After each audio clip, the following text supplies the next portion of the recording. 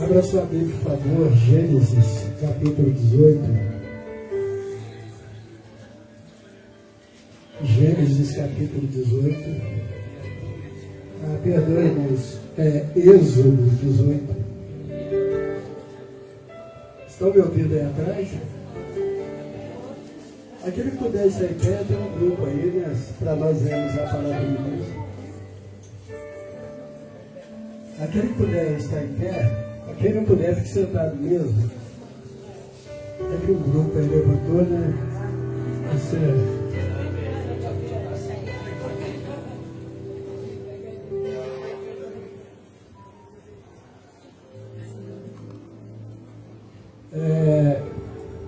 Êxodo capítulo 18.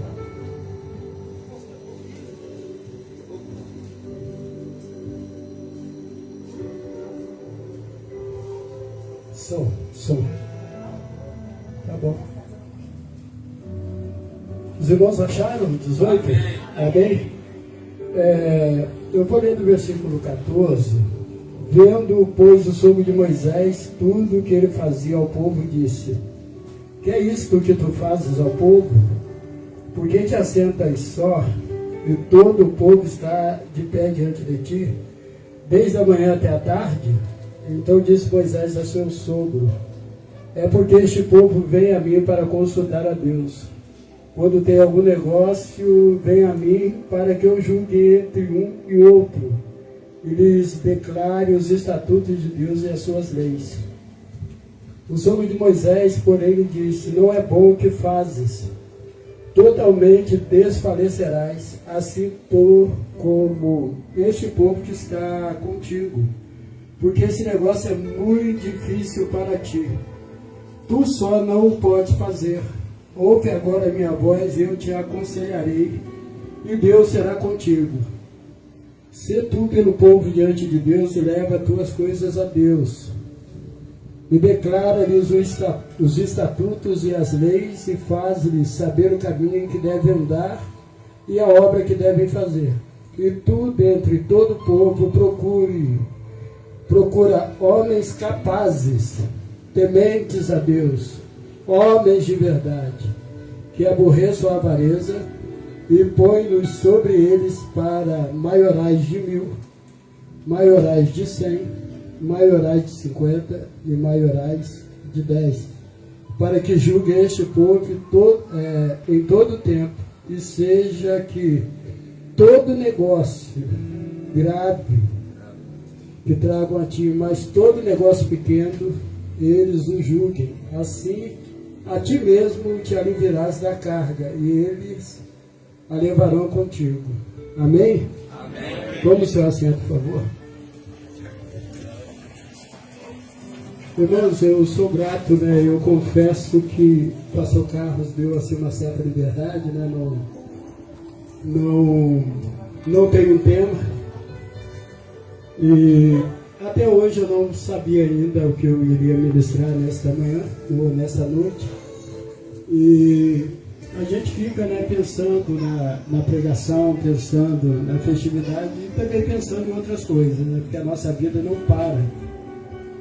Além de estar ministrando por aí direto, né? Hoje foi um dia muito corrido. Minha filha e a minha esposa estão em festividade lá na minha igreja sede.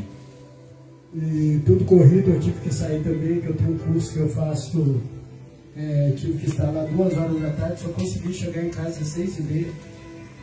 Não é fácil, eu ali sentado, pedindo a Deus assim, uma confirmação, e veio assim pela boca do pastor Carlos, quando ele disse que a mãe dele não é a conselheira dele, né?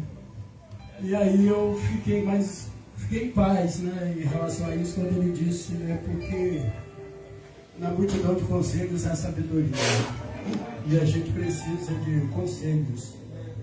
Só que nós temos que tomar cuidado com quem nós nos aconselhamos, né? Que o Salmos primeiro, ele fala isso, sobre bem-aventurado aquele que não se assenta na roda dos escarnecedores, não se detém nos caminhos dos pecadores, antes tem o seu prazer na lei de Deus. Ele não anda segundo o conselho dos ímpios. Antes disso tudo, ele tem o seu prazer na lei do Senhor e a sua lei bendita por dia e deleite. Não é porque a gente precisa de conselhos e é necessário, né? Ser aconselhado que a gente vai aceitar conselho de qualquer um, não. Tem uma direção direta de Deus, a gente tem que estar sempre em oração. Mas esse texto aqui me chamou muita atenção, irmãos, porque Jetro, os irmãos devem lembrar, Abraão casou com Sara, mas depois da morte de Sara, ele teve uma outra esposa chamada Ketura. Ketura teve 6 filhos com Abraão. E um dos filhos de Abraão chamava Midian.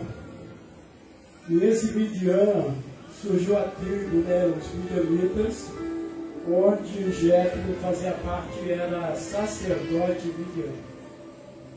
A gente lembra o que aconteceu com Moisés, todo o milagre que aconteceu na vida de Moisés.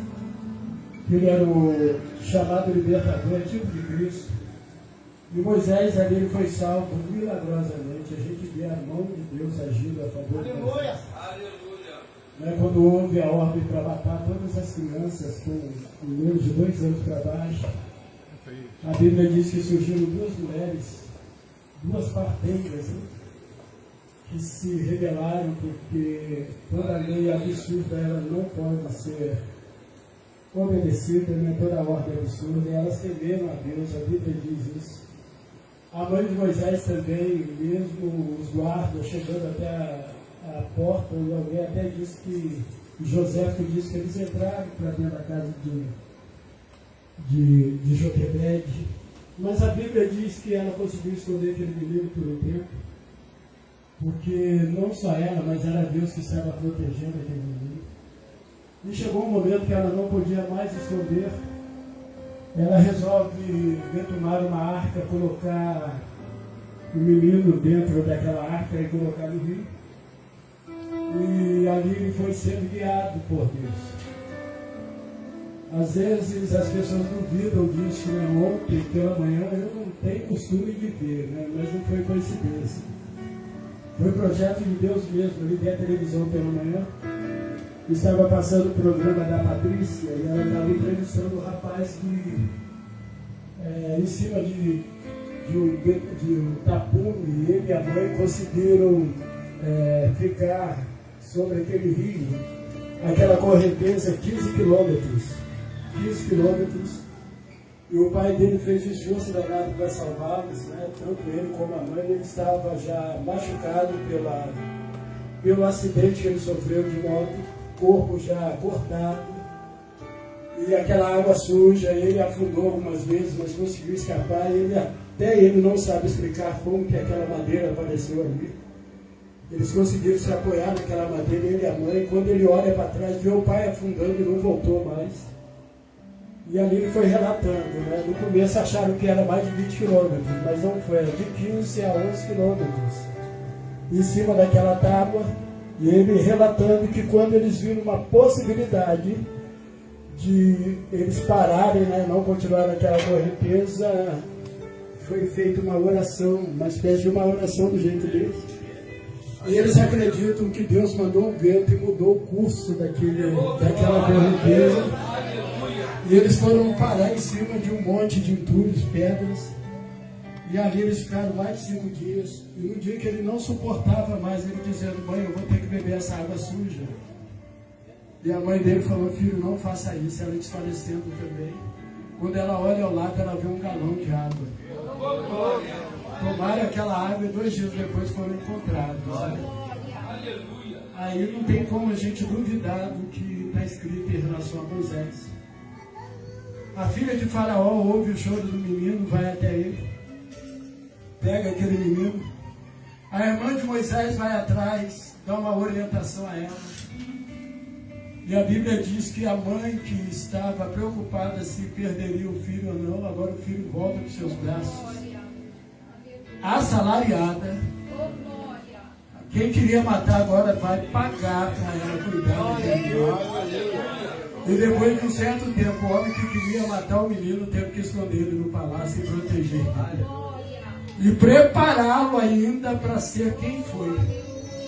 Porque Moisés conhecia tudo, irmãos. todas as áreas, grande historiador.